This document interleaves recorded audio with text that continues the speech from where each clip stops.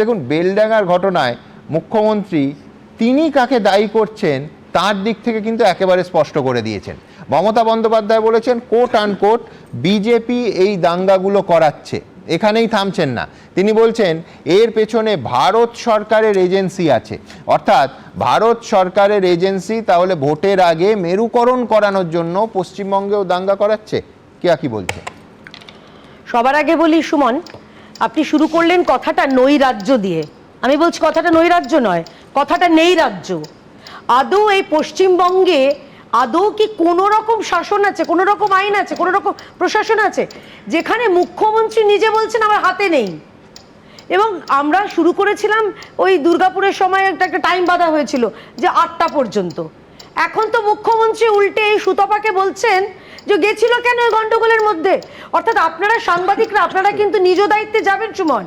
এরপরে রাস্তায় যখন বেরোবেন বা আপনাদের এবিপি আনন্দে যেসব সাংবাদিকরা রয়েছে, বিশেষ করে মহিলা সাংবাদিক, আমি নিজে মহিলা এককালে সংবাদ মাধ্যমের সঙ্গে ছিলাম, আমি বুঝতে পারছি এখন তো ওদের জন্য ভয় লাগছে।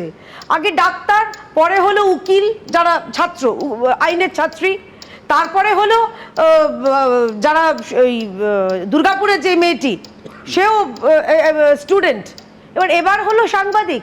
অর্থাৎ রাজ্যে কোনো মেয়ে, মহিলা মুখ্যমন্ত্রীর আমলে কোনো মেয়ে তাদের নিরাপত্তা নেই। অর্থাৎ পশ্চিমবঙ্গে আদৌ এই পশ্চিমবঙ্গে কোনো রকম আইন শৃঙ্খলা কিচ্ছু নেই, এবং যেখানে মুখ্যমন্ত্রী নিজে বলছেন আমার হাতে নেই। প্রদীপ তো এত কিছু কড়া নিন্দা করছেন, একবারে উনি ভুলে গেছেন বোধহয় মুখ্যমন্ত্রী কতবার কড়া নিন্দা করেছেন। এত কথা হচ্ছে বাংলা বাঙালি, আচ্ছা আমি 3টে রাজ্য বিজেপি শাসিত রাজ্য সব বলছে। এই কয়েকদিন আগে, এইটা তো আলাউদ্দিন মারা গেলেন ঝাড়খণ্ডে, অত্যন্ত দুঃখজনক। এই কয়েকদিন আগে তামিলনাড়ুতে এরকমই একজন পরিযায়ী শ্রমিক মারা গেছে। মমতা ব্যানার্জি একবারও বলেছেন না, কারণ ওনার কাছে তখন বাংলার থেকে বেশি, বাঙালির থেকে বেশি তখন ওনার হচ্ছে নিজের ওই ইন্ডি জোটের সখ্যতা বজায় রাখা। সহচরী উনি হবেন, আয় তবে সহচরী, হাতে হাত ধরি। তার আগে একের পর এক বিজেপি শাসিত রাজ্য পরিযায়ী শ্রমিকরা আক্রান্ত হয়েছেন, মার খেয়েছেন দিনের পর দিন। যে কোনো জায়গায় হোক, রাজ্য বিজেপির তো একেবারে গিয়ে ডেপুটেশন দেওয়া উচিত সেই রাজ্যতে গিয়ে যে আমাদের রাজ্যের নাগরিককে এইভাবে হেনস্থা করবেন না। আচ্ছা, এবার কথাটা হচ্ছে আমি কয়েকটা ছবিগুলো আপনার দেখাচ্ছি, মানুষ দেখবেন, আরো একবার তাদের মেমোরিটা তাজা করবেন। এই সেই সিএ আন্দোলনের সময় কিভাবে সরকারি সম্পত্তি পোড়ানো হয়েছিল, এইভাবে ভাঙা হয়েছিল। এই সেই ট্রেন, মহার্ঘ ট্রেন, কিভাবে ট্রেনের ওপর দেখুন হামলা চালানো হয়েছে, ট্রেন ভাঙা হয়েছে, দুরন্ত সম্ভবত ট্রেনটি। আজকের বেলডাঙ্গার চরিত্র এবং চিত্রটা খুব একটা আলাদা নয় সুমন। একই রকমভাবে ভাঙচুর, ট্রেনকে আটকানো, একই রকম। অর্থাৎ 2019 থেকে শুরু করে মাঝখানে 2025 আমরা শামশেরগঞ্জ দেখলাম, ধুলিয়ান দেখলাম, সেখানেও আমরা যেরকম পুলিশের কোনো রকম মুখ এবং বধির ভূমিকা দেখেছি, ঠিক এক মুখ এবং বধির ভূমিকা আমরা দেখলাম আজকে দাঁড়িয়ে 2026-এ দাঁড়িয়ে। পুলিশ তাদের, আমি একটা উদ্দেশ্যে একটা কথা বলতে চাইছি, আপনারা কতদিন মুখ আর বধির থাকবেন? অনুব্রত মণ্ডল, মাফ করবেন, বিপ মণ্ডল, যেই নিয়ে এতবার শো হয়েছে, অনুব্রত মণ্ডল কিন্তু ওই লিটন হালদারকে ফোন করেছিল বলে ভাববেন না আপনার বাড়িতে আপনার মা এবং আপনার স্ত্রীর উদ্দেশ্যে ফোনটা আসবে না। তাই আপনারা মমতা ব্যানার্জির বদান্যতায় আপনারা চাকরিটা পাননি।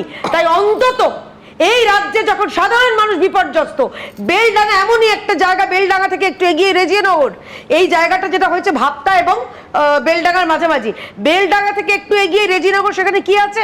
সেই বাবরি মসজিদের যেখানে শিলান্যাস হয়েছিল কিছুদিন আগে, আমি আসছিলাম ওখানে, বেলডাঙ্গাতে আমার গাড়ির ওপর হামলা চালানো হয়। অর্থাৎ এই জায়গায় দাঁড়িয়ে পুলিশের আইন শৃঙ্খলার কি অবস্থা চিন্তা করুন। রাজ্যে মহিলারা নিরাপদ নন, সাধারণ মানুষ নিরাপদ নন, এবং সব থেকে বড় কথা বেলডাঙ্গায় আমি এখন ভয় লাগছে যে ওখানে যে সংখ্যা লঘু হিন্দুরা রয়েছে তাদের কি অবস্থা হবে। কারণ এই হুমায়ুন কবিরই বলেছিলেন না কিছুদিন আগে যে ওইখানে ভরতপুরের যারা সংখ্যালঘু তাদেরকে নিকেশ করে দেবেন। তো আজকে রাত্রে দাঁড়িয়ে, আজকের এই রাতটা আমার কাছে খুব চিন্তার রাত। এবং আরেকটা শেষ করবো 10 সেকেন্ড কথা বলে সুমন, প্রশ্নটা হচ্ছে এই মহিলা সাংবাদিককে যেভাবে তেড়ে আক্রমণ করা হয়েছে, এটা তো তার উপর যৌন নির্যাতন। পুরুষরা যেভাবে আক্রমণ করেছে, মহিলা মুখ্যমন্ত্রী উনি হাতরাস দেখতে পান, উন্নাও দেখতে পান, উনি কেন বেলডাঙ্গা দেখতে পাচ্ছেন না? আরে যেই চ্যানেলটা আমি নাম করছি না, তাদের তো মমতা বন্দ্যোপাধ্যায় পরেই ওনারা দেখে কথা বলেন টলেন, অনেক কিছু করেন, তাহলে সেখানেও ইভেনচুয়ালি বাদ কেউ যাবে না সুমন। মমতা বন্দ্যোপাধ্যায়ের বেশ। কাছে উনি একজন ব্যর্থ প্রশাসক, ব্যর্থ মুখ্যমন্ত্রী, মহিলা মুখ্যমন্ত্রী বলে ওকে গৌরবান্বিত করার কোনো জায়গা দেখছি না। আমি সোমার কথায় আলাদা করে আসবো, কিন্তু তার আগে প্রদীপ্তর উত্তর। মুখ্যমন্ত্রী রাজনৈতিকভাবে আপকিবার 200 অত বড় সফল প্রধানমন্ত্রী সফল অমিত শাহকে 77-এ নামিয়ে নিয়ে আসতে পারে। আরে এতটাই আপনারা গিয়ে ব্যর্থ কি সুন্দর প্রধানমন্ত্রী, গোয়াতে জয় পেয়েছেন, এতটাই আপনারা ব্যর্থ ত্রিপুরায় কি সুন্দর মুখ্যমন্ত্রী জয় পেয়েছেন, যে খুব মেঘালয়ে কি সুন্দর জয় অন্য পেয়েছেন, রাজ্যে সেটা আসছে বলুন। কিন্তু দাদা, তাহলে বলুন। আমাকে কিন্তু অ্যালাউ করতে হবে অন্য রাজ্যে বলুন, যেতে। না, না, আরে অন্য আপনারা রাজ্যে ঢুকে ঢুকেই গেছে, আরে কোনো আপনারা অসুবিধা নেই। ঝাড়খণ্ডে হ্যাঁ। ঢুকলেন না তো? আপনারা আমার দেশে ঢুকছেন। এক সেকেন্ড, আমার কে এক সেকেন্ড, আমার শুধু ভয় হচ্ছে যে যদি নির্বাচনী সাফল্য আর জয়ের আমি নিরিখে শেষ দেখা করি, যায়, সেই জন্যই তো তুমি আর বলছি। হাতরাসি বলতে না, পারবে না। না, আমি পরের সেটাই- পর আমি- যোগী আমি আদিত্যনাথ জিতে সেইখানেই শেষ যাচ্ছে, করতে যাচ্ছি। ওই উনি রকম এমন নারকীয় একটা- ঘটনা এমন খোলা একজন- গলায় নিন্দা হোক। একদম দাদা ঠিক, ওটাও নিন্দার যোগ্য। এমন একজন ব্যর্থ মুখ্যমন্ত্রী যার লক্ষ্মীর ভান্ডারকে প্রথমে সমালোচনা করা হয়, ভিখারির বার্তা বলা হয়, তিনি আজকে পরে আবার ফিরে এসেছেন 10 মাস পরে, কিন্তু সেটাই অন্য রাজ্যে রাজ্যে দিয়ে দিতে হয়। এমন ব্যর্থ আরে জানেনই, মুখ্যমন্ত্রী, অনেক আগে থেকে এমন বিজেপি ব্যর্থ করে। মুখ্যমন্ত্রী যিনি বাংলার ব্যর্থ বাড়ি তো আবার বটেই। করে দিতে পারেন, আরো 12 লক্ষ 20 ব্যর্থ লক্ষ তো বাড়ি বটেই। অনতি বিলম্বে কোথায় দিতে হবে। আবার? এমন ব্যর্থ কোথায় আবার? ব্যর্থ স্পিকার আবার? মুখ্যমন্ত্রী, ওই তো প্রধানমন্ত্রী আবার শুধু এখনো স্পিকার রেখা, লজ্জা এখনো করে না? রেখা বাড়ি পায়নি লজ্জা গো। করে না তোমাদের এখনো? ক্যান্ডিডেট আরে এখনো সে এখনো লজ্জা বাংলা করে বাড়িটা না? পেতে পারলো বলছি না। তো, লজ্জা তো তোমাদের তোমাদের লজ্জা করে করতে না? হবে। এখন তোমরা বাংলার দিনের বাড়ি, পর দিন বাংলার বাড়ি, বাংলার বাংলার মেয়েদেরকে বাড়ি, যেভাবে বাংলার আচরণ বাড়ি, করছো, বাংলার বাড়ি, বাংলার বাংলার মেয়েদেরকে পরিবেশ ভিক্ষাবৃত্তির সঙ্গে সেটা সমালোচনা নিয়ে করছো। বলো। এবিপি আনন্দ, এগিয়ে থাকে, এগিয়ে রাখে।